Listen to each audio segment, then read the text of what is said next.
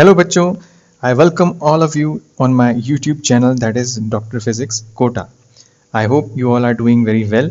सभी लोग बहुत सही तरीके से पढ़ रहे होंगे एंड कोई भी डाउट किसी को भी आ रहा होगा तो वक्त पे पूछ रहे होंगे, राइट? हम लोगों ने लास्ट लेक्चर के अंदर बच्चों देखा था कि व्हाट इज डिफरेंशिएशन. आज का हमारा लेक्चर जो है वो भी कैलकुलस के ऊपर बेस्ड रहेगा एंड जो टॉपिक रहेगा वो रहेगा इंटीग्रेशन, राइट? अगर आपने डिफरेंशिएशन वाला वीडियो अभी नहीं देखा है तो आई वुड सजेस्ट कि आप पहले उस वीडियो को देख लें, बिकॉज वहाँ से आपको फंक्शन के बारे में प्रॉपर नॉलेज मिल जाएगी. बिकॉज फंक्शन के बारे में जानना बहुत ज़रूरी है. Calculus is a very different world where we learn what is function, what is variable, variable में इंडिपेंडेंट वेरिएबल क्या होता है, एक डिपेंडेंट वेरिएबल क्या होता है, तो सब कुछ आपको उस वीडियो के अंदर मिलेगा. ठीक है, तो do watch that video before you proceed with the integration, right? तो चलिए शुरू करते हैं इंटीग्रेशन. बच्चों, किसी भी फंक्शन का जब हम लोग डिफरेंशिएशन करते थे तो हम क्या करते थे? उस फंक्शन को, उस कंटिन्यूस, उस लगातार ऊपर राइज होते हुए ग्राफ को हम क्या करते थे? छोटे से हिस्से में तोड़ देते थे, इतने छोटे से बारीक से हिस्से में ब्रेक करते थे. ठीक है, जैसे हम बोलते थे dx. ठीक है, अब अगर इस फंक्शन के अंदर ऐसे काफी सारे, ये dx है, इसका अगला ये dx है, इसका अगला ये dx है, इसका अगला ये dx है, इसका अगला ये dx है, इसका अगला ये dx है, ये dx है, ऐसे तमाम सारे जितने भी dx हैं, अगर इन सबको जोड़ दूं तो क्या पूरा मुझे ग्राफ का x मिल जाएगा? ठीक है, इसी तरीके से इस ग्राफ का अगर छोटा सा dy ले लूं, फिर ये dy ले लूं, फिर ये dy ले लूं, ये छोटे छोटे हाइट्स जोड़ता चला जाऊं, जोड़ता चला जाऊं, जोड़ता चला जाऊं, तो एक कंटिन्यूस पूरा बड़ा हाइट मिल जाएगा y. ठीक है, तो इंटीग्रेशन जो होता है डिफरेंशिएशन का रिवर्स प्रोसेस है. रिवर्स प्रोसेस क्यों? क्योंकि डिफरेंशिएशन में हम क्या होता था, किसी भी ग्राफ को छोटे से हिस्से में ब्रेक कर देते थे. इसको जूम करके देखते थे तो हमें यहाँ पे dy दिखता था और यहाँ पे हमें dx दिखता था, यहाँ थीटा एंगल हुआ करता था. ठीक है, अब उसी छोटे पीस को अगर जोड़ देंगे, ऐड कर देंगे, तो what we will get? We will get integration. ठीक है, तो इंटीग्रेशन का जो दूसरा मीनिंग है इट इज एडिशन. इसका मतलब होता है addition and it is also known as reverse of differentiation. इसी को हम क्या बोलते हैं? Reverse of differentiation. एग्जाम्पल के तौर पे मैंने एक फंक्शन लिया है that is y equals to x square. ध्यान से देखिए, आपके सामने है y equals to x square. अगर मैं इसका डिफरेंशिएशन करता हूं, है ना, अगर मैं इसका dy बाई dx करता हूं तो मेरा आंसर होगा 2x. ठीक है, ये मैंने इस फंक्शन का डिफरेंशिएशन किया है. ठीक है, बट अगर मैं इसका इंटीग्रेशन करना चाहता हूं तो इंटीग्रेशन कहता है कि आप क्या करो, इस dx को क्रॉस मल्टीप्लाई कर दो यहाँ पे. तो मैंने 2x इंटू dx लिखा. As per the integration rules जो अभी आने वाले टाइम में हम लोग सीखेंगे, it is actually x square. यानी कि आप ये देख सकते हो कि इट इज जस्ट रिवर्स, है ना. यानी कि वापस से इंटीग्रेट करके, इसी रिजल्ट का इंटीग्रेट करके हम लोग ओरिजिनल फंक्शन पे पहुंच गए. तो मैं यहाँ नीचे कंक्लूड कर सकता हूँ इस चीज को कि अगर मैं एक्स स्क्वायर का डिफरेंशिएशन कर दूंगा तो आई विल गेट 2x, और इसी 2x का जब मैं इंटीग्रेशन कर दूंगा तो I will get the original function x square. तो it is just like reversible reaction in a chemistry. जैसे आप लोगों की केमिस्ट्री में नहीं होती थी कि आगे चलेगा तो ये बन जाएगा, पीछे चलेगा तो ये बन जाएगा, जस्ट लाइक दैट. तो एक्स स्क्वायर हमारा ओरिजिनल फंक्शन है, डिफरेंशिएशन करने पे 2x बन रहा है एंड रिवर्स जाने पे, इंटीग्रेट करने पे वापस से ओरिजिनल फंक्शन ऑब्टेन हो जाएगा. कैसे होगा, यही आज के वीडियो का हमारा मोटिव है. ठीक है, तो आज हम इसी के बारे में सीखेंगे. बने रहिए आगे और देखते रहिए इंटीग्रेशन क्या होता है. Integration of a function means summation of a function over a given range. ठीक है, जैसे सपोज कीजिए कि मैं किसी भी ग्राफ की बातचीत करना चाहता हूं तो मुझे रेंज डिफाइन करनी पड़ेगी. यहां से लेकर आप यहां तक ही जो है इंटीग्रेशन करोगे. इसीलिए integration of a function means summation. Summation means addition. ठीक है, याद रखिएगा, integration is a synonym of addition. तो summation of a function over a given range, it means adding small components to form a bigger one. है ना, छोटे छोटे pieces को जोड़ के एक बड़ा फंक्शन क्रिएट करना होता है. ठीक है, समझ गए आप बात? डिफरेंशिएशन में किसी बड़े फंक्शन को छोटे छोटे पीसेस में तोड़ा जाता था, यहाँ पे उसका रिवर्स है, यहाँ पे उन्हीं छोटे पीसेस को जो तोड़ा था आपने पहले जोड़ के एक कंप्लीट पीस बनाएंगे, बड़ा फंक्शन बनाएंगे। ठीक है, तो इंटीग्रेशन को हम एडिशन कहते हैं, addition is actually summation, summation को हम मैथ में इस सिग्मा साइन से दिखाते हैं। उसी को s से सम होता है, तो s जो सिंबल होता है वही हमारा जो है यहाँ पे इंटीग्रेशन का सिंबल है। इस s को अगर मैं थोड़ा सा खींच दूं यूं, है ना, थोड़ा सा स्ट्रेच कर दूं, तो it will look like this, है ना, इसी को हम इंटीग्रेशन का सिंबल बोलते हैं। तो कभी भी मुझे ऐसे शो करना हो कि I have to integrate the function, अब y is equal to f x हमारा फंक्शन होता है हमेशा, तो इंटीग्रेशन ऑफ y dx कभी मुझे लिखना हो तो I can write down F x function यानी कि इंटू डी एक्स, यानी कि एफ एक्स का इंटीग्रेशन मुझे करना है, इस फंक्शन का इंटीग्रेशन मुझे करना है। तो जब भी कभी आप dx लगा देते हैं किसी फंक्शन के पीछे और यहाँ ऐसा सिंबल होता है समेशन का, तो इट इज वेल अंडरस्टूड कि आप इंटीग्रेट करना चाह रहे हैं। तो चलिए ध्यान से देखिए, हमारे सामने एक ग्राफ है, आप देख सकते हैं ये ग्राफ। इस ग्राफ के अंदर मैंने एक छोटा सा पीस ये वाला पिक किया है, ये स्लॉट, ध्यान से देखिएगा, dx थिकनेस का, बहुत ही ज्यादा छोटा है, जूम कर रहा हूं, ध्यान से देखिए, ये dx थिकनेस का एक छोटा सा स्लाइस पिक किया है। ये रेंज है a से लेकर b तक मुझे इंटीग्रेट करना है, यानी कि इस जोन में मुझे इंटीग्रेट करना है। ये हमारा फंक्शन है y equal to f x. ठीक है, जब कभी भी हमें इस तरीके से इंटीग्रेट करना होता है ना, जब कभी भी हमें इस तरीके से इंटीग्रेट करना होता है किसी भी फंक्शन को, तो हमें यूं शो करना होता है ऐसे सिंबल बना के, एंड y dx, यानी कि x के रेस्पेक्ट में मैं इंटीग्रेट कर रहा हूं। इसका मतलब ये हुआ कि x के रेस्पेक्ट में हम इसे इंटीग्रेट कर रहे हैं। अब जब आप x के रेस्पेक्ट में कर रहे हैं तो x एक्सिस की ही रेंज यहाँ पे हमें मेंशन करनी होगी। तो रेंज x एक्सिस पे क्या है, x a से लेकर x b तक हमें जाना होगा। तो यहाँ हम लिखेंगे x a से लेकर एक्स बी, ये रेंज हमने शो कर दी। अब कई बच्चों के मन में ये चीज आती है कि सर एक्स ए ही क्यों लिखा आपने, वाई ए भी तो लिख सकते थे। बेशक लिख सकते हैं हम, मान के ऐसा सोचिए कभी function x equals to F of Y आ गया, है ना, कभी कोई function x equals to F of Y आ गया, ऐसी सिचुएशन में आपको यूं इंटीग्रेट करना पड़ा, सोच के देखिए जरा, यूं आपको इंटीग्रेट करना पड़ा। तो ऐसे सिचुएशन में हमारी जो इंटीग्रेशन है वो किसके रेस्पेक्ट में हो रही है, y के रेस्पेक्ट में हो रही है। तो जो लिमिट्स या फिर रेंज जो डलेगी वो किसके रेस्पेक्ट में डलेगी, वो भी y के रेस्पेक्ट में डलेगी। तो यहाँ लिखेंगे y a से लेकर y b तक। तो आइए आपको बात समझ में किस तरीके से जो है हमें यहाँ पे डील करना होता है। तो इंटीग्रेशन इस तरीके से हम शो करते हैं। ये तो हुई बात इंटीग्रेशन कैसे शो करना है। अब इस इंटीग्रेशन के प्रोसेस में होता क्या है ये भी जरा समझिए, है ना। जब मैं लिमिट डिफाइन कर रहा हूँ a से b के अंदर, तो इसका मतलब ये है कि ये छोटा सा लाइन, इसके बगल वाला एक और लाइन जो एरिया रखता है अपने अंदर, कंटेन करता है, ये वाला लाइन, ये सारे लाइंस आपस में ऐड होंगे एंड ये पूरा का पूरा एरिया हमें मिल जाएगा यहाँ इस प्रोसेस के थ्रू। आगे और डिटेल में समझेंगे इसको एप्लीकेशंस के अंदर, फिलहाल मैं आगे बढ़ता हूँ। ठीक है, इंटीग्रेशन दो हिस्सों में हम लोगों को तोड़ के सिखाया जाता है, एक होता है डेफिनाइट इंटीग्रेशन और एक होता है इनडेफिनाइट इंटीग्रेशन। ठीक है बच्चों, है ना, कोशिश की है मैंने कि थोड़ा सा कलरफुल आप लोगों के लिए नोट्स को बनाया जाए, जिससे कि आपको देखने में और समझने में थोड़ी आसानी फील हो, है ना। तो डेफिनाइट एंड इनडेफिनाइट दो तरीके के इंटीग्रेशन हमारे पास होते हैं। डेफिनाइट यानी कि जो डिफाइंड हो, है ना, बहुत सिंपल सी बात है, जो डिफाइंड हो, है ना, बहुत सिंपल सी बात। और जो अनडिफाइंड हो, ठीक है, जो अनडिफाइंड हो, सिंपल सी बात है। Means integration will be done from given range, x1 से x2 तक करना है तो करना है भाई, है ना, ऐसा जिसमें डिफाइन किया गया है। ऐसा इंटीग्रेशन जिसके अंदर कोई रेंज ना हो, तो जब रेंज नहीं होती तो भाई 0 से लेकर इन्फिनिटी तक ही करते हैं, है ना। ऐसी सिचुएशन के अंदर जो इंटीग्रेशन होता है वो अनंत तक चलता है। अनंत मतलब अजर अमर, अनंत तक इंटीग्रेशन चलता है।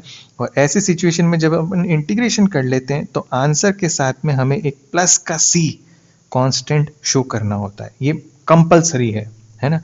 अगर ऑप्शन में ना दे तो कोई बात नहीं, बट अगर सब्जेक्टिव है तो आप c जरूर लिखिएगा, ये एक अच्छी हैबिट की निशानी है।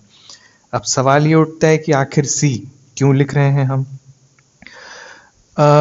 हमसे कई बार ऐसा होता है कि कोई बहुत अजीज, बहुत इंपॉर्टेंट चीज कई बार टूट जाती है ना। जैसे मेरे से एक बार ऐसा हो गया था कि मेरे को किसी स्टूडेंट ने एक कप दिया था, बहुत अच्छा कप था, बहुत प्यारा कप था, और मैं हमेशा उस कप को जो है अपने टेबल पे, डेस्क पे रखता था। ठीक है, अब कभी हो जाता है ऐसा, है ना। एक छोटा बच्चा आया, उस बच्चे से गलती से जो है वो मग गिर गया, है ना।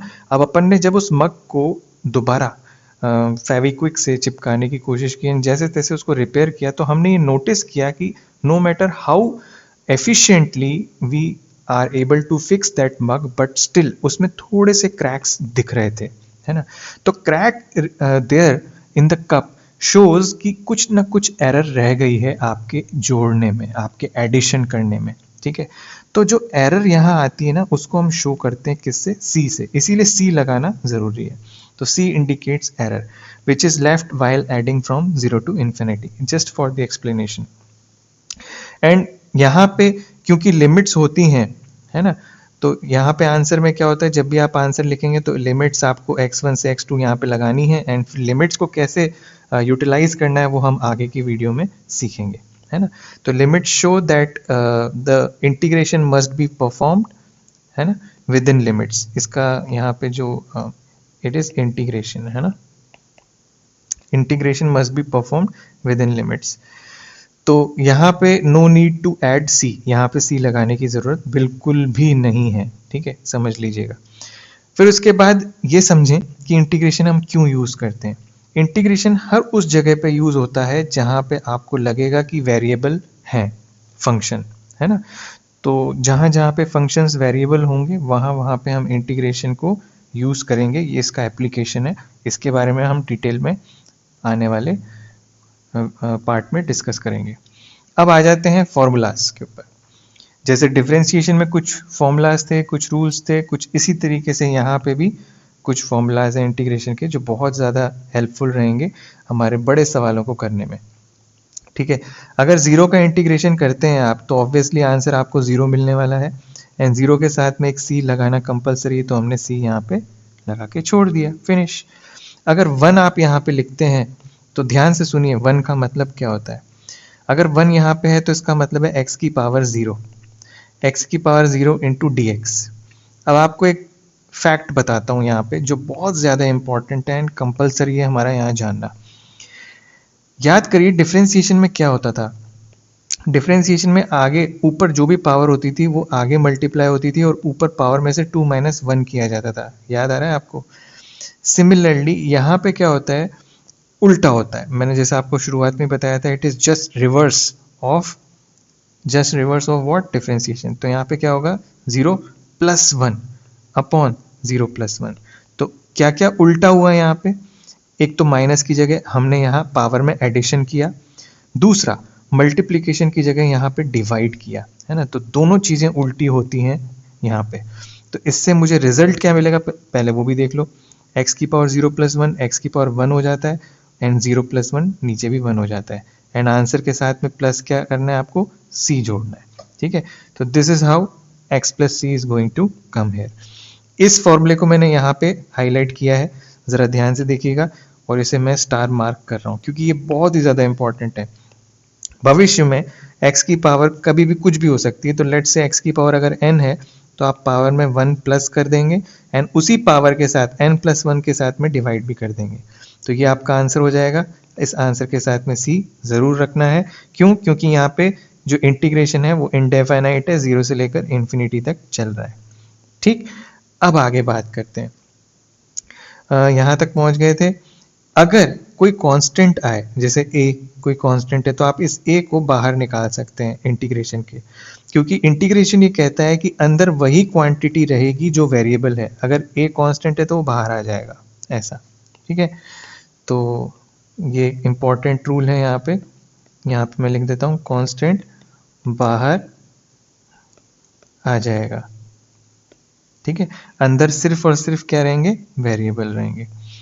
सेम टू सेम एडिशन का रूल, चाहे सब्ट्रैक्शन का रूल हो, चाहे एडिशन का रूल हो, यहाँ पे भी सेम टू सेम है। अगर आपके दोनों फंक्शंस जो भी इंटीग्रेशन में पार्टिसिपेट कर रहे हैं, है ना, आप उनको आइसोलेट करके भी इंटीग्रेट कर सकते हैं और बीच में कॉमन साइन जो एडिशन था वो फॉलो हो जाएगा। अगर यहाँ माइनस है तो यहाँ माइनस फॉलो हो जाएगा। तो आप मतलब ब्रैकेट ओपन कर सकते हैं, बहुत सिंपल। अगर अंडर रूट का इंटीग्रेशन करना है तो इट इज अंडरस्टूड कि अंडर रूट का मतलब होता है एक्स की पावर हाफ, ठीक है। तो एक्स की पावर हाफ प्लस 1 कितना हुआ, 3/2। तो 3/2 से नीचे डिवाइड कर दीजिए, विच विल बी 2/3, है ना। तो ये देखो इस तरीके से हमारा आंसर आ जाएगा। आई बात समझ में। तो ये तो थे कुछ एल्जेब्रिक फंक्शंस जिनके इंटीग्रेशन के बारे में हमने सुना और समझा। अब आती है ट्रिग्नोमेट्रिक फंक्शंस के इंटीग्रेशन की बारी।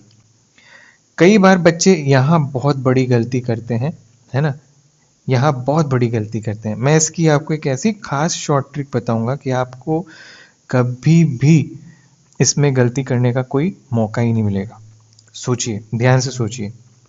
डिफरेंशिएशन में आपको सिखाया था साइन एक्स का जो डिफरेंशिएशन होता है वो कितना होता है, कॉस एक्स, सिखाया था। और मैंने आपको यहाँ पे आते ही बोला कि it is a reverse process. क्या है, it is a reverse process. तो cos x का इंटीग्रेशन क्या होना चाहिए, खुद ही बताइए, sin x। तो जब कभी भी cos x आ जाए इंटीग्रेशन में तो आंसर क्या होगा, sin x। And plus c लगाना भूलिएगा नहीं। सिंपल हो गया ना, देखो कितना आसान हो गया। अब आज आते हैं इसके ऊपर। अगर cos x का डिफरेंशिएशन कोई पूछे आपसे तो आंसर क्या होता है, माइनस का sin x होता है, ठीक है। तो ध्यान रखिएगा, इसमें क्लॉज है तो sin x का इंटीग्रेशन क्या होना चाहिए, cos x होना चाहिए, है ना। बट माइनस sin x का cos x होना चाहिए, इजंट इट। तो अगर यहाँ sin x लिखेगा तो आपको जो है इस माइनस को यहाँ ट्रांसफर करना है, ठीक है। तो यहाँ minus cos x plus c हो गया ना, देखो कितना सिंपल हो गया। तो अक्सर क्या होता है, बच्चे ये भूल जाते हैं कि इंटीग्रेशन, कौन से इंटीग्रेशन में माइनस का साइन था, है ना। उनको ये तो याद होता है साइन और कॉस है, बट ये भूल जाते हैं कि माइनस किसके सामने था। तो वो याद रखने के लिए ये एक बहुत ही बेहतरीन ट्रिक है, आप इसे याद रखिएगा, ठीक है। क्वेश्चंस की प्रैक्टिस भी करेंगे बट कुछ देर बाद। आगे बढ़ते हैं, फिर आ जाते हैं कुछ और ट्रिग्नोमेट्रिक रेशियोज के ऊपर, है ना। अगर sec स्क्वायर x का इंटीग्रेशन करेंगे तो tan x होता है, ठीक है। इसके बारे में भी मैं आपको बता दूं, आपको याद होगा कि tan x का जो डिफरेंशिएशन हम लोगों ने सीखा था तो वो sec स्क्वायर x था, है ना। तो इसका रिवर्स यानी कि इंटीग्रेशन जो है वो वापस tan x होगा। तो सब कुछ पहले जैसा ही है। Integration of sec x tan x is sec x plus c। Integration of cosec x cot x is equal to minus cosec x plus c, ठीक है। अच्छा, एक चीज और मैं बता दूं आपको, अगर आपको ध्यान आ रहा हो तो differentiation of sec x is actually equals to sec x into tan x। तो हमेशा उल्टा याद हो अगर आपको, तो आप यहाँ पे यूज कर सकते हैं। जैसे मुझे मान लीजिए ये चीजें याद नहीं होती, मुझे ये पूरा कुछ भी याद नहीं होता, तो मैं तो सिर्फ इतना याद रख लूँ कि tan x का डिफरेंशिएशन जो है sec स्क्वायर x होता है, तो integration of this will give you this. Reverse process है बस। अगर मुझे पता है differentiation of sec x is actually equals to this, तो ऑटोमेटिकली रिवर्स प्रोसेस होता है इंटीग्रेशन। इसीलिए आप अपने सामने जब ये चार्ट रखेंगे तो आपको सिर्फ एक ही चीज का चार्ट रखना है, डिफरेंशिएशन का। इंटीग्रेशन ऑटोमेटिकली आपको याद हो जाएगा। समझ गए मेरी बात। अगर आपने कैच कर लिया तो बहुत ही बढ़िया, अब आपको कोई नहीं हरा सकता इंटीग्रेशन के अंदर, ठीक है। फिर आ जाते हैं ट्रिग्नोमेट्री के बाद एक्सपोनेंट्स के ऊपर, ठीक। एक्सपोनेंट्स में e की पावर x dx का अगर इंटीग्रेशन होता है तो e की पावर x प्लस c। आप जानते ही हो e की पावर x का डिफरेंशिएशन भी सेम होता था, तो इंटीग्रेशन भी सेम टू सेम ही होगा। फिर आ जाते हैं कांस्टेंट एक्सपोनेंट, अगर b की power x into D x हो तो b की power x upon ln b। ये थोड़ा नया है, इसे याद रखिएगा, ठीक है, प्लस c, ये इसका आंसर है। 1 upon x dx is actually equals to ln x plus c, ठीक है। और इन दोनों को अभी फिलहाल के लिए छोड़ देते हैं, ठीक है, इनको हम एग्जाम्पल के थ्रू समझेंगे। चलिए, तो यहाँ तक हमारा जो है ये आइडेंटिटीज वाला पार्ट या फिर मैं कह लूँ फॉर्मूला वाला पार्ट कवर हो गया है। अब मैं आपको कुछ क्वेश्चंस देने वाला हूँ जिनके जरिए हम लोग जो है आगे बढ़ेंगे। ठीक है, चलिए ध्यान से देखिए, आपके सामने क्वेश्चन है। हमसे पूछा जा रहा है कि इंटीग्रेशन ऑफ एक्स स्क्वायर है ना, integration of x square is equals to what. तो आप अच्छी तरह जानते हो एक्स की पावर 2 + 1 अपॉन 2 + 1 हमें करना होगा, यानी कि एक्स क्यूब अपॉन 3 + c, ये हमारा आंसर होगा, यानी कि A option is correct choice. Clear. चलिए इसी तरीके से बताइए एक्स क्यूब dx कितना होगा, जल्दी से बताइए। शाबाश, एक्स की पावर 3 + 1 अपॉन 3 + 1, यानी कि एक्स की पावर 4/4 + c, ये वाला ऑप्शन होगा। परफेक्ट, शाबाश, शानदार। चलिए आगे बढ़ते हैं, क्वेश्चन नंबर 3 ट्राई करते हैं। ध्यान से देखिए, यहाँ पे लिखा हुआ है 2 sin x into dx, right. अब आप अच्छी तरह जानते हैं कांस्टेंट को हम इंटीग्रेशन के बाहर निकाल सकते हैं, तो I can write down this expression further as 2 integration sin x into dx। ठीक, अब मैं अच्छी तरह जानता हूं कि जो sin x का इंटीग्रेशन होता है बच्चे, वो होता है माइनस का cos x, तो 2 इंटू माइनस का cos x it will be -2 cos x and plus c तो हमें ऐड करना ही है, तो you can see answer is A option. ठीक है, अब इसी तरीके से आप 4th और 5th अटेम्प्ट करेंगे, बट फिलहाल को अभी रुक जाएं, मैं आपको आगे थोड़ा सा और इसके बारे में डिक्लेयर करके बताऊंगा। ठीक है, थोड़ा सा वेट करें। अब आ जाएं डायरेक्ट क्वेश्चन नंबर 6 के ऊपर। ये आप कर सकते हैं, इसे आप अटेम्प्ट करें, इसे आप अटेम्प्ट करें, राइट। क्वेश्चन नंबर 8 मैं आपको करवाऊंगा, ध्यान से देखिए। अगर अपन ध्यान से देखें तो मैंने अभी आपको ऊपर ही बताया, जब कभी भी दो फंक्शन आपस में एडिशन में जुड़े हुए हों तो आप उस ब्रैकेट को ओपन कर सकते हैं और मैं इसे कुछ यूं लिख सकता हूं। देखिए कांस्टेंट पहले तो मैं बाहर निकाल लूंगा, x की पावर -7 इंटू dx, ये एक्सप्रेशन यूं लिख सकता हूं मैं, प्लस इंटीग्रेशन में 1/x इंटू dx। ठीक है, कुछ इस तरीके से मैं इसे यूं लिख सकता हूं। अब ध्यान से देखिएगा, 3 कांस्टेंट है वो एज इट इज रहेगा। x की पावर में जब -7 + 1 करूंगा तो ऊपर -6 आ जाएगा और उसी -6 से हम नीचे डिवाइड भी करेंगे। ठीक है, एंड दूसरी चीज, अगर आप यहाँ ध्यान से देखें इसे 1/x dx को, तो इसके लिए मैंने आपको रटने के लिए कहा था, this is actually ln x। तो ये हमारा आंसर होगा इस प्रॉब्लम का, क्योंकि ये सब्जेक्टिव प्रॉब्लम है तो हमें सीधे आंसर यूं ऐड करके छोड़ना होगा। फिर उसके बाद आ जाते हैं क्वेश्चन नंबर 9 पे। 9th मैं करा देता हूं आपको, 10th आप खुद करिएगा। 9th के अंदर देखिए स्क्वायर है पूरे ब्रैकेट का, तो वो ओपन करेंगे ब्रैकेट हम, तो it will become like this, x plus 1/x plus 2। ध्यान से देखिए, a square plus b square plus 2ab, मैंने वही लगाया है, इंटू dx है ही सही ब्रैकेट में। अब आप जरा ध्यान से देखिए, x इंटू dx का जब अपन इंटीग्रेशन करते हैं तो ऑब्वियसली x²/2 बनेगा। अपने एंड पे कॉपी में करके देखिए फटाफट से। 1/x dx का अभी ऊपर देखा यहाँ पे आपने, तो क्या होगा, ln x। फिर एक कांस्टेंट यहाँ पे आ रहा है 2, तो 2 इंटू dx, क्योंकि ये मल्टीप्लाई हो जाएगा तो इसका आंसर कितना होगा, 2x। एंड में हमें c तो लगाना ही है। c क्यों लगा रहे हैं हम, क्योंकि यहाँ पे हमारे पास कोई लिमिट्स नहीं है, इसका मतलब ये इनडेफिनाइट इंटीग्रेशन का सवाल है, इसीलिए हम लगा रहे हैं। 10th आप खुद करेंगे, 11th आप खुद करेंगे, 12th आप खुद करेंगे। 13 के लिए थोड़ा सा वेट करें, है ना। अभी कुछ और फैक्चुअल फॉर्मूलाज हैं जिनके ऊपर हम लोग बात करेंगे, उसके बाद आप 13th भी कर पाएंगे और ये ऊपर के 4th और 5th क्वेश्चन भी कर पाएंगे। ठीक है, चलिए आगे बढ़ते हैं, क्वेश्चन नंबर 14। अब हम कर लेते हैं कुछ लिमिट वाले सवाल, इनको कैसे किया जाता है ये भी देख लेते हैं। ठीक है, अगर आपको ध्यान आ रहा हो तो ये ग्रेविटेशनल फोर्स का फॉर्मूला है, G into m upon r square, where m into m is the mass of the planet and the body. अगर आपको याद आ रहा हो तो 9th क्लास का ये हमारा फॉर्मूला है ग्रेविटेशनल फोर्स का। ठीक है, चलिए बहुत अच्छी बात है, उन्होंने उसी का इस्तेमाल किया है और हमसे कहा है कि सवाल आप करके दिखाइए। पहली चीज तो आपको बता दूं, this is universal gravitational constant, capital G, ये मास है, ये भी मास है, ये तीनों चीजें बेटा कांस्टेंट है ना।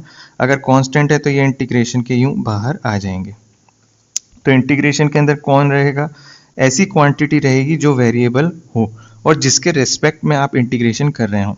तो आप देखेंगे आर स्क्वायर के रेस्पेक्ट में इंटीग्रेशन हो रहा है बिकॉज यहाँ डी आर लिखा हुआ है। तो डी आर ये इंडिकेट करता है कि कोई आर की टर्म रही है एक्सप्रेशन के अंदर जिसके रेस्पेक्ट में हम इंटीग्रेशन कर रहे हैं, तो इसीलिए हमें इसे यूं अंदर छोड़ना होगा। हाँ, जब आप ऐसे लिख देते हैं तो आपको ये लिमिट्स ज़रूर इंडिकेट करनी होती हैं। ये सिग्निफाई करता है कि आप रेंज डिफाइंड है, उसी रेंज के अंदर आप इंटीग्रेशन कर ले हैं। ठीक है, तो this is an example of definite integration. ठीक है, तो अब ये वाला पार्ट जीएमएम तो इंटैक्ट रहेगा एज इट इज। इसका इंटीग्रेशन करने के लिए हमारा वही पुराना तरीका, अगर नीचे है डिनोमिनेटर में कोई एक्सप्रेशन तो हम उसको ऊपर ले जाके आर की पावर -2 + 1 अपॉन -2 + 1, ठीक है, इस तरीके से लिख देंगे। एंड हाँ, लिमिट्स ज़रूर शो करनी है जिससे कि आपको ये आइडिया रहे, याद रहे कि हम डिफाइंड इंटीग्रेशन ही कर रहे हैं। फर्दर आगे आप ध्यान से देखेंगे तो ये ऐसे लिख सकते हैं हम g इंटू m ब्रैकेट में सिर्फ माइनस का 1/r एंड लिमिट r से इनफाइनाइट। अब एक आपको टिप दूंगा यहाँ पे बहुत इंपॉर्टेंट, जब कभी भी आपके ब्रैकेट में जिस पे लिमिट लगा रखी हो और माइनस का साइन यहाँ पे आए तो टिप ये कहती है कि आप क्या करें, बाहर की क्वांटिटी तो इंटैक्ट रहने दें, अंदर का माइनस साइन तुरंत हटा के लिमिट इंटरचेंज कर लें। ठीक है, इस लिमिट को कहते हैं हम अपर, जो ऊपर होती है अपर लिमिट। ठीक है, इस लिमिट को हम कहते हैं लोअर लिमिट। ठीक है, तो मैं ये कहना चाह रहा हूं जब कभी भी आपको ब्रैकेट के अंदर नेगेटिव साइन दिखे तो आप ये लिमिट्स ऊपर नीचे इंटरचेंज कर लें, इतना आप काम कर लें। ठीक है, अब सबसे पहले क्या किया जाता है, अपर लिमिट डलती है तो अपर लिमिट डाली अपन ने 1/r, फिर माइनस करते हैं हम लोअर लिमिट के साथ में। ठीक है, तो आपको जो दोनों लिमिट्स हैं वो पुट कहाँ करनी है, जहाँ पे r है, क्योंकि लिमिट्स ये r के लिए ही डिफाइंड है। तो हमारा यहाँ पे आंसर कितना आ गया, g into m upon capital R। Clear है एकदम? चलिए बहुत बढ़िया। इसी तरीके से मैं चाहूँगा आपसे कि आप अगला सवाल ट्राई करें, है ना, अपने एंड पे कोशिश करें अगले सवाल को करने की। मैं इसे ऊपर स्लाइड कर देता हूँ थोड़ा सा। ठीक अगला सवाल मैं चाहूँगा कि आप ये 15th वाला तो कर ही लीजिए, 16th वाला ट्राई कीजिए, है ना, जल्दी से करिए 16th वाला। तो अब आप ध्यान से देखेंगे 16th वाले क्वेश्चन में मास कांस्टेंट है ना, देखिए dv और ये v, तो v का इंटीग्रेशन किया जा रहा है, v के रेस्पेक्ट में इंटीग्रेशन किया जा रहा है, तो ब्रैकेट के बाहर जो निकलेगा वो सिर्फ निकलेगा m, अंदर कौन रहेगा, v और dv दोनों रहेंगे। ठीक है, लिमिट्स क्या हैं, u से लेकर v तक लिमिट्स हैं। चलिए बहुत बड़ी बात है, यहाँ पे v की पावर 1 है, मुझे दिखाई दे रहा है ना, तो मैं लिख सकता हूँ m v²/2, ब्रैकेट बनाए, यहाँ पे लिखें u और ये v। इस बार कोई माइनस का साइन नहीं है तो लिमिट इंटरचेंज करने की जरूरत है भी नहीं, तो हम सिर्फ और सिर्फ क्या कर देंगे, m/2 बाहर, फिर v² - u²। आप ध्यान से देखिए इस बार मैंने कोई c ऐड नहीं किया है आगे बाहर, क्यों, क्योंकि हम डिफाइंड इंटीग्रल के अंदर हैं, डिफाइंड इंटीग्रल में c लिखने की कोई ज़रूरत नहीं होती है। ठीक है, तो मैंने 2 एग्जाम्पल आपको करा दिए एंड 2 आप लोगों के लिए छोड़ रहा हूँ सो दैट कि आप घर पे प्रैक्टिस कर सकें। ठीक है, इंटीग्रेशन से घबराएं नहीं, बहुत आसान चीज़ है, एक बार बस कैच करने की चीज़ है, उसके बाद आपको आराम से मज़े से आंसर देगा हमेशा। ठीक है, चलिए और भी फैक्ट्स हैं इंटीग्रेशन के बारे में जिनको हम एक्सप्लोर करते हैं आगे। मैंने आपको कहा था ना कुछ सवाल हम लोग थोड़ी देर बाद करेंगे, उन सवालों को अब करने का वक्त आ गया है। चलिए सीखते हैं इंटीग्रेशन के और फॉर्मूलाज जो काफ़ी काम के आते हैं हमारे। इंटीग्रेशन बाय सब्सटीट्यूशन, जब कभी भी इंटीग्रेशन थोड़ा सा ट्रिकी लगने लगे आपको, है ना, जैसे ये है tan x dx, यानी कि वो ये चाहते हैं कि आप tan ट्रिग्नोमेट्रिक रेशियो का इंटीग्रेशन आप करें। हालांकि इट इज़ एडवाइज्ड कि आप पूरी इंटीग्रेशन के फॉर्मूलाज को याद कर लें, यानी कि ये जो लिस्ट जो मैंने अभी आपको यहाँ पे दी ये पूरी आप याद कर लें, इट इज़ एडवाइज्ड, है ना। बट होता क्या है जनरली हम भूल जाते हैं। फॉर एन एग्जाम्पल, बहुत सिंपल सी बात बता रहा हूँ, आप में से कई लोगों ने जो है 12 की टेबल, 13 की टेबल, 18 तक इनफैक्ट जहाँ तक मुझे याद है बचपन में मैंने 20 तक टेबल्स याद की थी, ठीक है। बट होता क्या था कि याद तो करते थे बचपन में हम लोग, बट भूल जाते थे, एंड भूलने से क्या होता था, फिर हम लोग यहाँ पे लिखते थे 15 या फिर 16 इंटू 12 कितना होता है, तो 6 2 12, ऐसे ऐसे हम लोग कैलकुलेशंस किया करते थे, ठीक है। तो इसका मतलब ये है कि चीज़ें याद करने के साथ साथ एक और हमें तरीका आना चाहिए कि अगर बाय चांस हम हैंग हो जाएं, अटक जाएं, तो हम कैसे डील करेंगे फिर सवाल में। तो ये वही तरीका है, ये काम का तरीका है ना। ऐसा मत सोचिएगा कि मेडिकल एस्पिरेंट के लिए ज़रूरी नहीं है ये, है ना। मेडिकल के लिए ज़्यादा ज़रूरी है, एंड जेई वाले तो खैर इसे मैथ्स में पढ़ते ही हैं, है ना। तो ध्यान दीजिए, इंटीग्रेशन ऑफ 10x एक ट्रिग्नोमेट्रिक रेशियो है जिसके इंटीग्रेशन की मैं यहाँ बात कर रहा हूँ। सबसे पहले आप इसको ओपन कर दें sin x और cos x में, ठीक है, जैसे मैंने कर दिया है। अब आपको क्या करना है, जनरली नीचे वाली जो चीज़ है ना, जो भी डिनोमिनेटर में अपने पास आएगी, ठीक है, नीचे वाली जो चीज़ है आपको उसको कोई दूसरे वेरिएबल से रिप्लेस करना है ना। जैसे मैंने यहाँ पे क्या किया, उसको cos x को क्या मान लिया, t मान लिया, क्या मान लिया, t मान लिया, ठीक है। तो मैंने क्या किया, सब्सटीट्यूट किया t cos x की जगह पे, है ना। तो आप इसको ऐसे ही याद रखें कि सब्सटीट्यूशन मतलब cos x को हमने t सब्सटीट्यूट किया। अब इस पूरे एक्सप्रेशन को आप डिफरेंशिएट कर दें, ठीक है, x वाले को x के रेस्पेक्ट में, t वाले को t के रेस्पेक्ट में। तो cos x का जो हमारा डिफरेंशिएशन होता है वो कितना होता है, ये आप अच्छी तरह जानते हैं, है ना। माइनस का साइन x होता है बच्चों, है ना। तो माइनस का sign x into D X and it is equals to D T.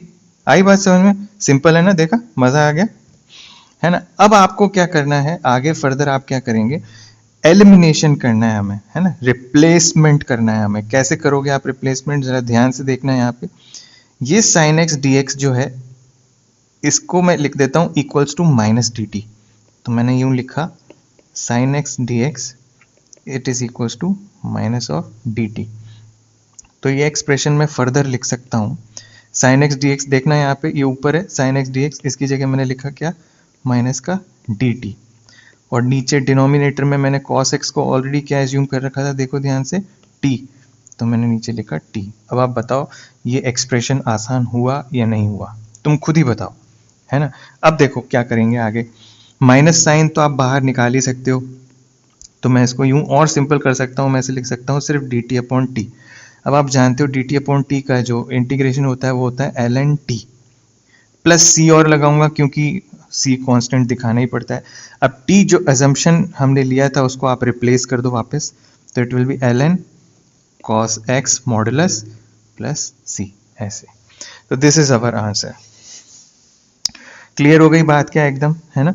तब आपको थोड़ा थोड़ा फील आ गया होगा कि क्या होता है सब्स्टिट्यूशन। चलिए एक और सैंपल सवाल करते हैं और इसको देखते हैं। ये एक्सप्रेशन देख रहे हैं आप अपने सामने। अब इसमें आप वापस से क्या करें, डिनोमिनेटर को क्या करें, टी एज्यूम कर लें, है ना। तो मैं तो बार बार टी एज्यूम करने वाला हूँ। तो 1 प्लस एक्स स्क्वायर को हमने एज्यूम किया कितना, टी।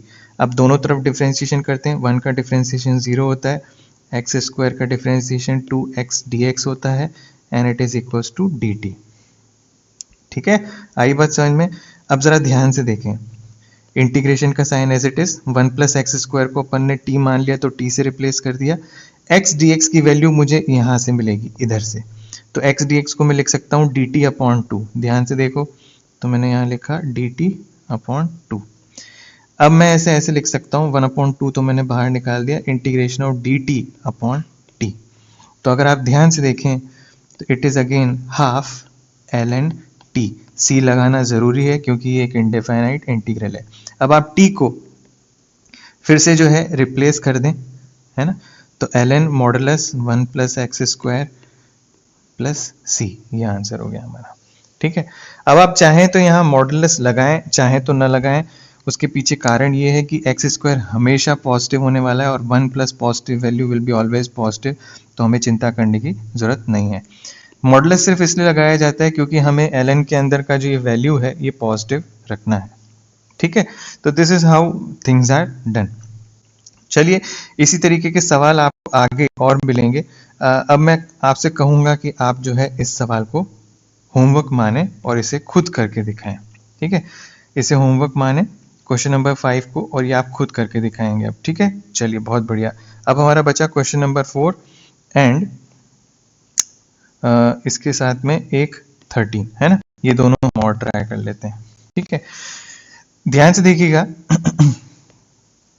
अगला सवाल, अब जब कभी भी, याद है आपको डिफरेंशिएशन में हम लोगों ने चेन रूल के बारे में बात की थी, याद करिए, डिफरेंशिएशन में हम लोगों ने चेन रूल के बारे में बात की थी। अब मैं आपके सामने एक सवाल लेके आ रहा हूं, ये ठीक है, और मैं यहां पे लिख भी देता हूं,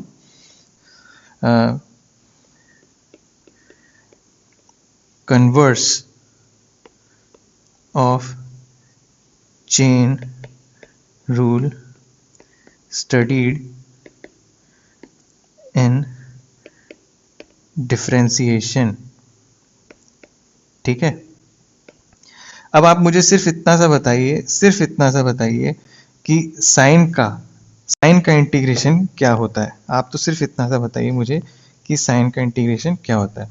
तो आप कहेंगे सर साइन का जो इंटीग्रेशन होता है वो होता है माइनस का कॉस एक्स। मैंने कहा बहुत बढ़िया, तो आपको करना सिर्फ इतना है, आप माइनस का कॉस 4x लिख दो, है ना, यानी कि जैसा साइन यहाँ है ना बिल्कुल वैसा का वैसा ही लिखो आप यहाँ पे। जैसे साइन एंगल 4x था तो साइन का इंटीग्रेशन तो कॉस हो गया, एंगल एज इट इज ही आपको लिखना है। एक एडिशनल चीज आपको और करनी है, डिफरेंशिएशन में अगर आपको याद हो तो हम क्या करते थे, इसी 4x का फिर से मल्टीप्लाई करते थे इंटू 4। यहाँ मल्टीप्लाई ना करके आपको क्या करना है, डिवाइड करना है। ठीक है, तो आप इसी 4 से इसे डिवाइड कर दें एंड प्लस सी लगा दें। ठीक है, तो इसीलिए मैं आपको यहाँ पे कह रहा था क्या, it is converse of what, chain rule which we studied in differentiation. दोबारा से समझिएगा, एक और एग्जांपल आपके सामने ले रहा हूं, ध्यान से देखिए। Integration of cos 3x dx। ठीक है, ये रहा। अब आप मुझे बताइए cos का इंटीग्रेशन क्या होता है, तो आप कहेंगे सर sin 3x होता है। ठीक है, अब आप क्या करें, जैसे इंटीग्रेशन कर लेना cos का, जब आप cos का इंटीग्रेशन कर लें तो आप नीचे लिखें d by D x differentiation of the inner function, यानी कि जो cos के अंदर का जो फंक्शन है ना 3x, उसका डिफ्रेंसिएशन से नीचे आपको डिवाइड करना है, बस इतना ध्यान रखें, एंड देन प्लस सी आपको लगा देना है। तो आप देखेंगे जो आंसर है हमारा यहाँ पे क्या आएगा, sin 3x अपॉन 3 प्लस सी। तो कहने का मतलब सिर्फ इतना है कि अंदर का जो फंक्शन है उसका जो डिफ्रेंसिएशन होगा उससे आपको डिवाइड करना है इंटीग्रेशन में, और डिफ्रेंसिएशन में हम लोग क्या करते थे, अंदर के फंक्शन का डिफ्रेंसिएशन जो भी होता था उससे उसको मल्टीप्लाई करते थे आंसर को। ठीक है, तो यहाँ पे आंसर से आपको डिवाइड करना है एंड डिफ्रेंसिएशन में हमें आंसर से मल्टीप्लाई करना होता था। तो ये एक बहुत इंपॉर्टेंट रूल यहाँ पे सामने आया, यहाँ लिख भी देते हैं, डिफ्रेंसिएशन में मल्टीप्लाई है ना, एंड इंटीग्रेशन में डिवाइड। ठीक है, याद रहेगा ना आपको, अपने तरीके से नोट्स में मेंशन कर दीजिएगा बिल्कुल साफ सुथरे तरीके से कि कैसे डील करना है। नेक्स्ट आ जाते हैं हम लोग एप्लीकेशन ऑफ इंटीग्रेशन के ऊपर, बहुत काम की चीज है।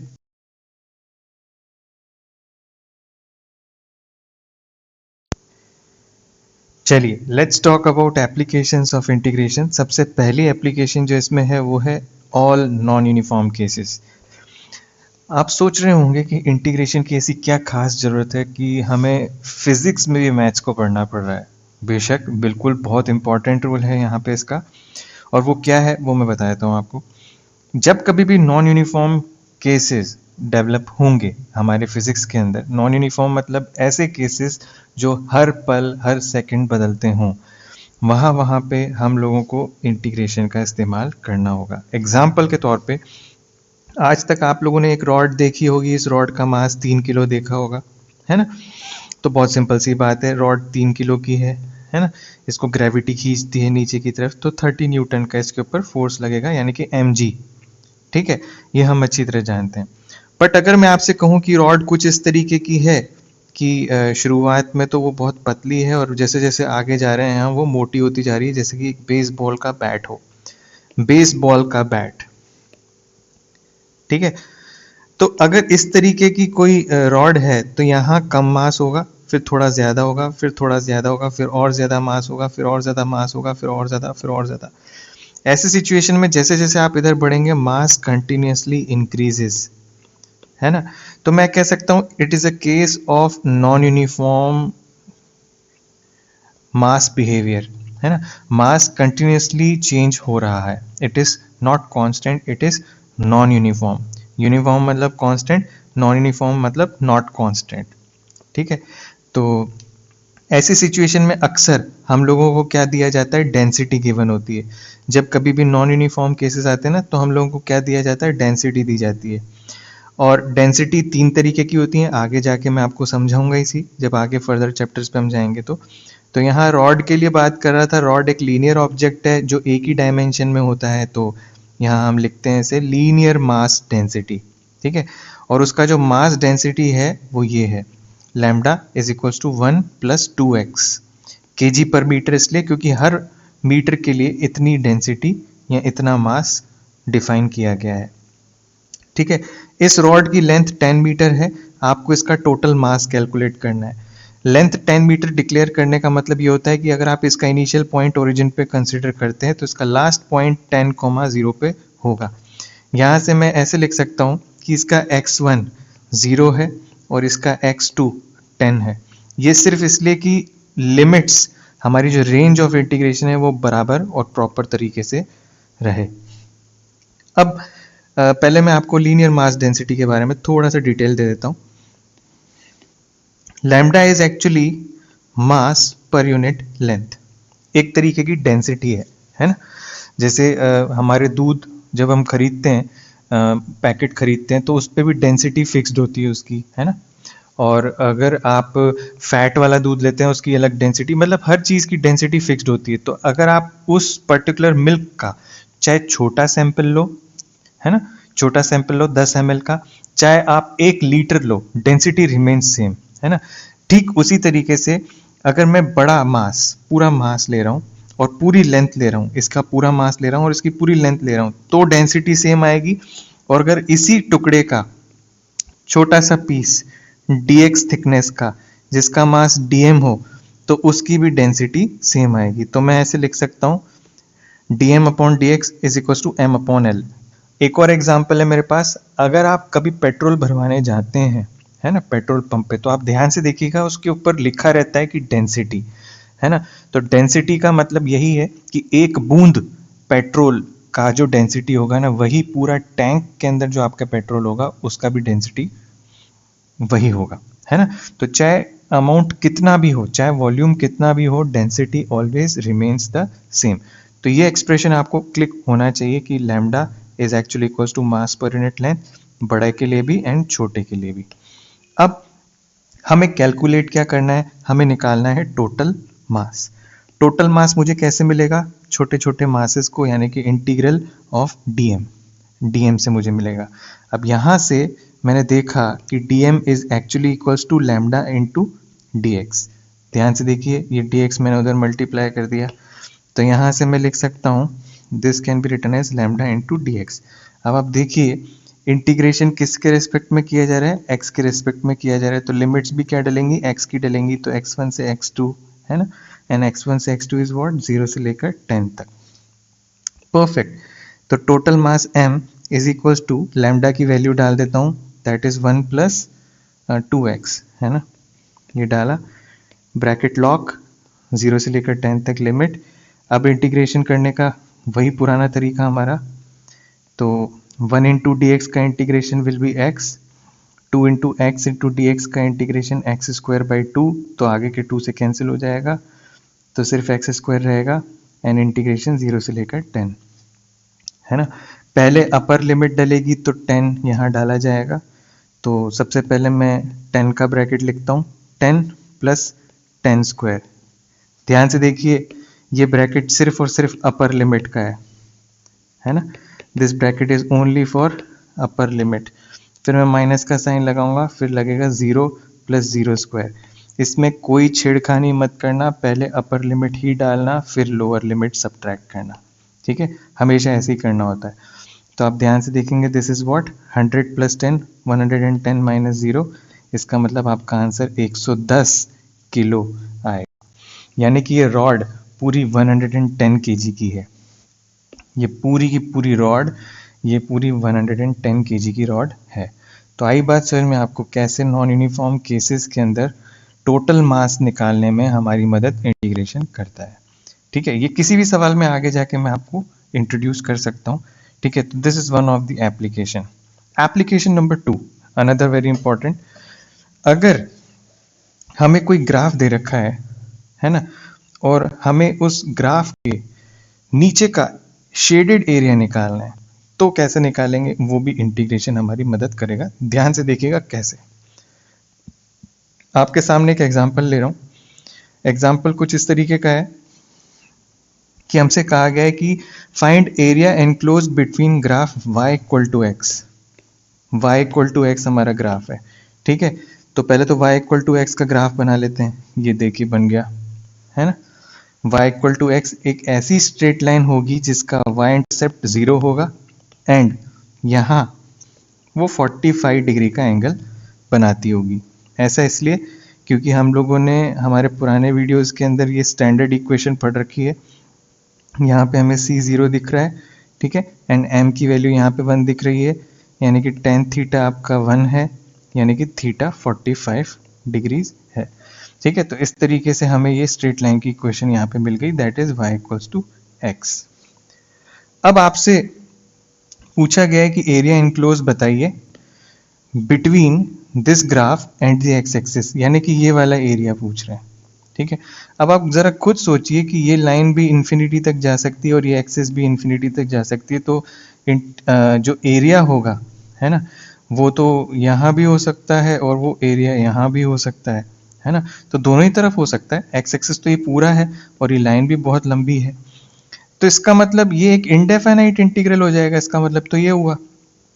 तो ऐसे इंटीग्रेशंस के अंदर इट इज कंपलसरी कि हमें ये रेंज डिफाइंड हो, ठीक है, रेंज डिफाइंड हो, इट इज वेरी कंपलसरी।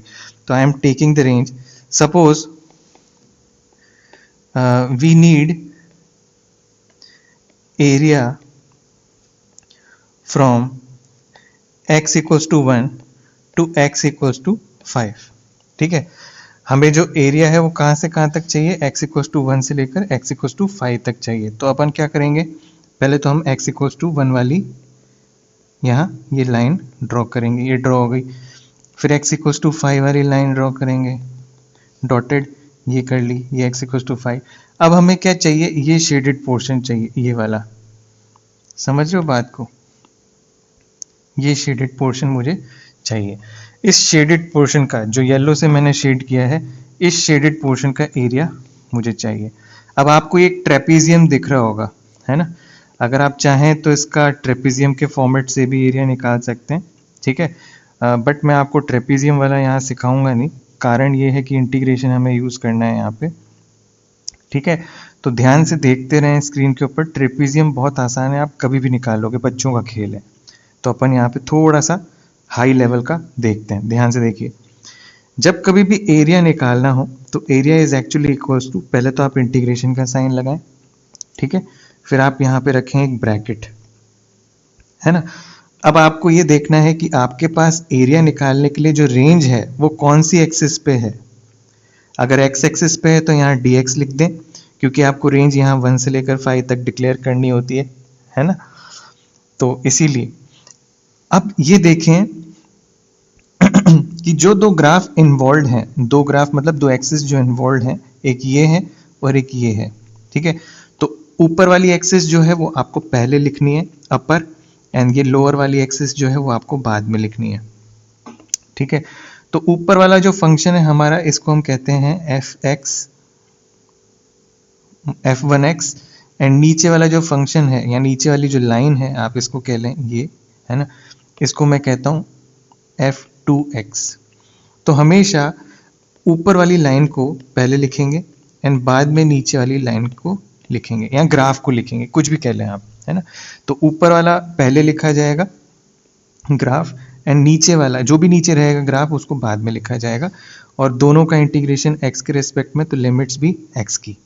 ठीक, अब जो ऊपर वाला फंक्शन है f1x वो है y इक्वल टू एक्स, और जो नीचे वाला फंक्शन है वो है बेसिकली y इक्वल टू 0। ध्यान से देखो, this is f1x and this is f2x। आप खुद सोच लो, और अगर कहीं तकलीफ आए तो मैं आपसे रिकमेंड करूंगा, वापस से रिकमेंड करूंगा, ये स्ट्रेट लाइन के ग्राफ के हमारे जो वीडियो हैं वो ज़रूर देखें, है ना। वो अवेलेबल होगा डिस्क्रिप्शन के अंदर भी, एंड आपको आई बटन पे भी क्लिक करके मिल जाएगा। ठीक है, तो ज़रूर देखिएगा इसे, इससे आपको मदद मिलेगी। ठीक है, तो ये दोनों फंक्शंस हमारे सामने अवेलेबल हैं। अब आप इनको इस ब्रैकेट में डाल दें तो ये हो जाएगा x माइनस 0 dx 1 से लेकर 5 लिमिट। ध्यान से देखिए, x dx बन रहा है, it is x square by 2। कितना आसान हो गया यार, कितना आसान हो गया यार, 1 से लेकर 5, है ना। तो ये हो जाएगा 25/2 upper limit minus 1/2 lower limit. तो ये दिख रहा है 24/2 यानी कि 12 यूनिट्स। अगर वो हमें नहीं डिक्लेयर करता कि ये मीटर में है कि सेंटीमीटर में है, तो हम सिर्फ और सिर्फ 12 यूनिट लिख देंगे, that is it, this is our answer. अच्छा, सोच के देखिए, अगर कोई बच्चा इसको इंटीग्रेशन से ना करके अगर ट्रेपीजियम के मेथड से करना चाहता तो वो कैसे करता। तो बड़ा सिंपल सा लॉजिक है, मैं आपको बता देता हूँ, वो भी बता देता हूँ। ये वाला जो कोऑर्डिनेट है हमारा, क्योंकि ये x equals to y line पे लाया करता है, तो आपको ये मालूम होना चाहिए कि अगर ये 1 है तो ये भी 1 होगा। ठीक है, तो इस हिसाब से ये वाला जो पॉइंट है ये भी 5,5 होगा। अब जो एरिया ऑफ ट्रेपीजियम होता है ना, एरिया ऑफ ट्रेपीजियम है ना, वो होता है half sum of parallel sides. ठीक है, क्या होता है, sum of parallel sides into distance between them, into distance between them. तो ये कितना हुआ, half sum of parallel sides is what, 1 + 5 into distance between them is what, 4। ठीक है, करते चलो, करते 5 + 1 6, 6 × 2 देखो 12। आ गया ना आंसर, देखा, कहा था ना मैंने, ऐसे। इसके बाद हम लोग चलेंगे आगे, that is the third application and the very last application. ठीक है, जो सबसे लास्ट एप्लीकेशन है वो है हमारे फिजिक्स के फॉर्मूलाज। ठीक है, अब चाहे वो वर्क डन का फॉर्मूला हो, चाहे वो चेंज इन मोमेंटम का फॉर्मूला हो, चाहे और कोई फॉर्मूला हो, ठीक है, हर जगह पे जो है हम लोग इस्तेमाल करेंगे इस इंटीग्रेशन का। ठीक है, तो आप लोगों ने आज तक जो वर्क डन का फॉर्मूला पढ़ा है वो पढ़ा है F × S × cos थीटा, आपने यही पढ़ा है आज तक फॉर्मूला। ठीक है, और वो आपने तब पढ़ा है जब फोर्स जो होता है वो कांस्टेंट होता है ना। अब आपके जीवन में वेरिएबल इंट्रोड्यूस होंगे क्लास 11th से ही। ठीक है, तो याद रखिएगा, जब कभी भी फोर्स वेरिएबल हो जाएगा तो हमें उसको मजबूरी में इंटीग्रेशन के अंदर ही डालना पड़ेगा, क्योंकि मैं आपको पहली एप्लीकेशन में ही बता चुका हूं कि इंटीग्रेशन हर उस जगह पे इस्तेमाल करेंगे हम जहां पे नॉन यूनिफॉर्म या फिर वेरिएबल चीज़ें इंक्लूड की जाएंगी। ठीक है, तो इस चीज़ का ध्यान रखते हुए आपको ये समझना होगा कि इंटीग्रेशन काफ़ी इंपॉर्टेंट हो जाता है क्लास 11th के अंदर।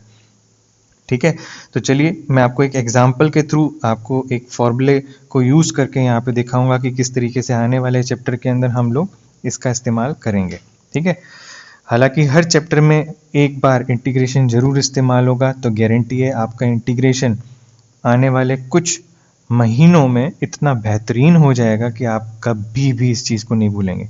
बट याद रखिए, जैसा मैं हमेशा कहता हूँ, बेसिक मैथ्स हम सिर्फ इसलिए लेके आते हैं कि आपके क्वेश्चन सॉल्विंग स्किल्स को इन्हेंस कर सकें, इम्प्रूव कर सकें और टाइम को रिड्यूस कर सकें। ठीक है, तो उसके लिए आपको जो है कंटिन्यूस एफर्ट्स लगाने होंगे। हम बैठ नहीं सकते अगले 6 महीने के लिए कि हाँ 6 महीने तक पढ़ेंगे तो ऑटोमेटिकली आ जाएगा, कुछ ना कुछ आज करना ही होगा। ठीक है, तो ये वर्क डन का फॉर्मूला है आपके सामने, है ना, हालांकि इसका अभी इंपॉर्टेंट कोई रोल नहीं है, और ये चेंज इन मोमेंटम का फॉर्मूला है। ठीक है, तो हर वो फॉर्मूला जो आप जैसे भी याद है आपको, जैसे फोर्स का फॉर्मूला होता है कि delta P upon delta T, है ना। हर वो फॉर्मूला जो है उसको तोड़ मरोड़ के हम लोग जो है इंटीग्रेशन के फॉर्मेट के अंदर लेके जा सकते हैं, जैसे ये यहाँ पे हम लोग लेके गए हैं। ठीक है, तो मैं इस सेकंड वाले एक्सप्रेशन के ऊपर एक सवाल लेके आया हूँ आपके सामने। ये है चंटू बंटू, है ना। लॉकडाउन खत्म होते ही जो है एकदम बिल्कुल पार्टी करने के लिए निकल पड़े हैं। अपनी कार उठाई और एकदम जो है गोवा जा रहे हैं। कहाँ जा रहे हैं ये लोग? गोवा जा रहे हैं। चलो गोवा। ठीक है, चंटू बंटू गोवा निकल रहे हैं। इनके पास जो कार है, ये कार का जो इंजन है वो एक फोर्स डेवलप करता है, दैट इज 2t+3 न्यूटन्स, है ना। इनके पास जो कार है, उस कार का जो इंजन है वो इतना फोर्स डेवलप करता है, F=2t+3। अब आप ध्यान से देखिए, ये जो टाइम डिपेंडेंट फोर्स है, तो ये हर टाइम के साथ साथ जो है इसका फोर्स बदलेगा इंजन का। तो ऐसे फोर्सेस को ही हम क्या बोलते हैं? Variable forces. अब ऐसे वेरिएबल फोर्सेस के साथ में आप कभी भी कोई डीलिंग करेंगे ना, तो आपको इंटीग्रेशन लगाना ही होगा, एंड ये आपकी हैबिट में आ जाएगा धीरे धीरे। ठीक है, अब इन्होंने बोला है कि आप मोमेंटम फाइंड आउट कीजिए इस कार का जब टाइम 3 सेकंड हो, व्हेन टाइम इज 3 सेकंड्स। अगर हमें ये गिवन है कि t=1 सेकंड पे मोमेंटम इतना है, तो चलिए शुरू करते हैं। तो हमने क्या किया? हमने लगाया formula dp = f/dt, integral integral ऐसे, है ना। अब ध्यान से देखिए, यहाँ पे जो इंटीग्रेशन हो रहा है टाइम के रिस्पेक्ट में हो रहा है। ठीक है, तो टाइम की लिमिट भी हमें डालनी पड़ेगी। तो t=3 एंड t=1 दो लिमिट है हमारे पास। तो ये पहले वाली है, इनिशियल है, और ये फाइनल है। ठीक है, तो यहाँ पे मैं लिख दूंगा 1 और यहाँ पे मैं लिख दूंगा 3। ठीक है, दूसरी चीज देखिए, उसने दे रखा है कि if momentum eight t=1 is 5, यानी कि इस 1 के करस्पॉन्डिंग यहाँ पे हमें मोमेंटम ऑलरेडी डिक्लेयर्ड है। ठीक है, इस 1 के करस्पॉन्डिंग यहाँ मोमेंटम हमें ऑलरेडी डिक्लेयर्ड है, एंड इट इज 5। हमसे पूछा है कि 3 के करस्पॉन्डिंग मोमेंटम क्या होगा। तो यहाँ अगर मुझे नहीं पता तो मैं यहाँ पे p मान लूंगा। ठीक है, तो इस हिसाब से अब आगे बढ़ेंगे हम। dp का जब इंटीग्रेशन होगा तो हमारे पास सिर्फ यहाँ पे p आएगा। स्क्वायर बॉक्स ये बताता है कि इंटीग्रेशन हो चुका है और सिर्फ लिमिट डलनी बाकी है। ठीक है, तो इसे मैं p फाइनल लिख देता हूँ भले ही। ठीक है, जिससे थोड़ा सिंबल अलग हो जाए। And it is equals to, यहाँ इंटीग्रेशन में फोर्स की वैल्यू डालूंगा मैं, कितनी थी? 2t+3 into dt। बहुत आराम से करेंगे, कोई स्टेप खाएंगे नहीं, सिर्फ इसलिए कि आपकी क्लैरिटी, कंसेप्ट क्लैरिटी अच्छी रहे। ध्यान से देखिए, यहाँ अपर माइनस लोअर डाल के मैंने इधर LHS को फ्री कर लिया है। RHS में कुछ बाकी है बस चीज़ें। 2t into D T will be t²/2, तो 2 से 2 कैंसिल हो जाएगा, प्लस 3t। इंटीग्रेशन अब आपको आ चुका है, एक बार अपने एंड पे करके देख लें, स्क्रीन रोक के। लिमिट्स डलनी बाकी हैं। पहले अपर लिमिट डालूंगा, अपर लिमिट का ब्रैकेट आएगा 9 + 9। क्या कोइंसिडेंस है, ध्यान से देखिए, ब्रैकेट लॉक माइनस, फिर लोअर लिमिट का ब्रैकेट 1 + 3। तो ध्यान से देखिए, आपके सामने आंसर है p फाइनल = 5 इस तरफ चला गया, प्लस ध्यान से देखिए 9 + 9 18 -4। मुझे दिख रहा है साफ साफ आंसर इज 19 kg/s। तो इस तरीके से जो है हमें सवाल करने होते हैं। दैट इज इट, फिनिश हो चुका है हमारा यहीं पे कार्यक्रम, है ना। इतना ही था आज इंटीग्रेशन के अंदर। This is the last application. आने वाले लेक्चर के अंदर हम लोग बात करेंगे हमारे एक नए चैप्टर के बारे में, और वो नया चैप्टर क्या होगा उसको हम अभी सस्पेंस बनाए रखते हैं। आप लोग मुझे कमेंट्स में बताते रहिए आपको ये वीडियो कैसा लगा, एंड अपना प्यार और सपोर्ट इसी तरीके से दिखाते रहिए। Tata bye bye. तो ये था हमारा लास्ट एप्लीकेशन इंटीग्रेशन का बच्चों। अब इसके बाद आप कोई भी क्वेश्चन कर सकते हैं, कहीं से भी कर सकते हैं, you will be able to do that. ठीक है, एक असाइनमेंट मैं आप लोगों के लिए नीचे ऐड कर रहा हूँ, आपकी स्क्रीन पे आ गया होगा, जिससे कि आप लोगों को प्रैक्टिस करके ये समझ में आ जाए कि हम लोग कितना कर पा रहे हैं, राइट। तो इस बार मैंने ट्रिग्नोमेट्री के इंटीग्रेशंस भी इंक्लूड किए हैं एंड उनके अंदर हमने लिमिट्स भी इंक्लूड की हैं। तो ये डेफाइनाइट इंटीग्रल्स हैं जिनके अंदर लिमिट है 0 से लेकर π/2 तक, तो आप इन्हें ज़रूर ट्राई कीजिएगा, राइट। फिर उसके बाद एक ग्राफ का क्वेश्चन भी है आपके सामने, इसे भी आप ज़रूर से ट्राई करें, राइट। एंड फर्दर अगर आप नीचे जाएंगे इस असाइनमेंट के अंदर तो आप देखेंगे एक रॉड वाला सवाल भी है जिसके अंदर डेंसिटी गिवन है, इसे भी आप अटेम्प्ट करके जो है इस पे भी कमांड हासिल करें। एंड फर्दर उसके बाद कुछ सवाल आपके वेलोसिटी वाले भी हैं, इनको भी आप ट्राई करने की पूरी पूरी कोशिश करें एंड अगर कोई तकलीफ आए तो do let me know in the comment section, right.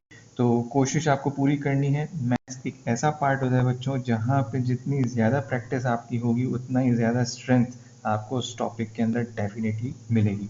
And don't worry, slowly and gradually we always reach the destination, right।